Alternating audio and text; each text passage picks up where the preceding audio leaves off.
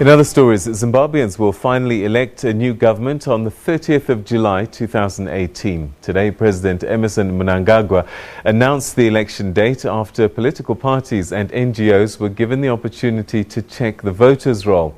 In other developments, the Constitutional Court in the country dismissed a court application that would have seen Zimbabweans in the diaspora voting outside the borders for the first time.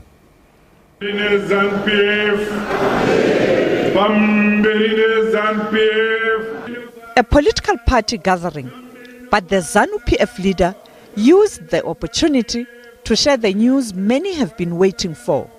I have declared the proclamation today.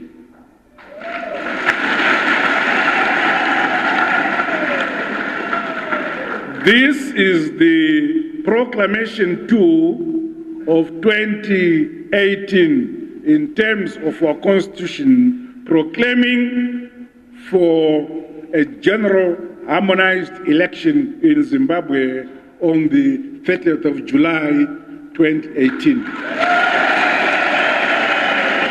This will be the first election where former President Robert Mugabe will not be on the ballot paper.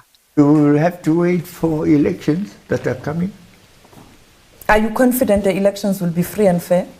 I don't know. In the circumstances in which we are, I don't think so.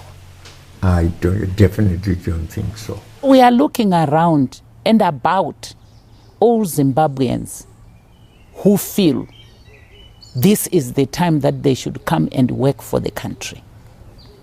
Yes, we are freedom fighters. We can still be telling them.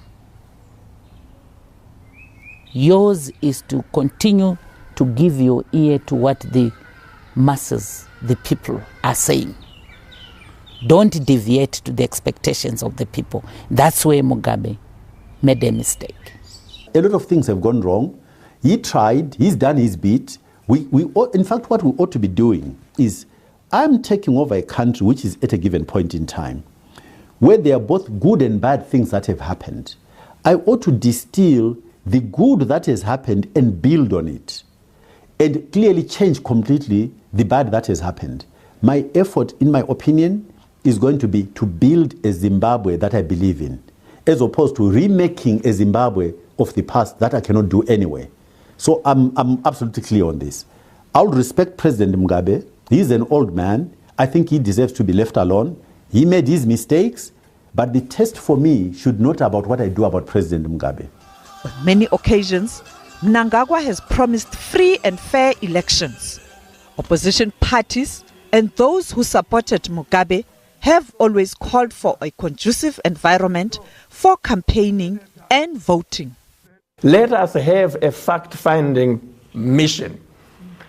A coup took place and nothing has happened to audit it, so that we have an evidence-based understanding of the implications of the coup. And lastly, if nothing is done to have a fact-finding process in order to then test the readiness and the requirements for free, fair, and credible elections, we will set a dangerous precedent in SADC. We are focusing on the election.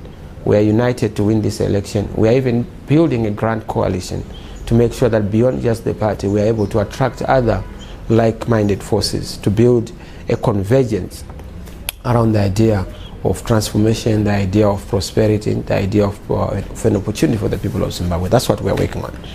Many international observers are expected to descend to Zimbabwe to observe the elections. Sophie Mkwena, SABC News, Johannesburg.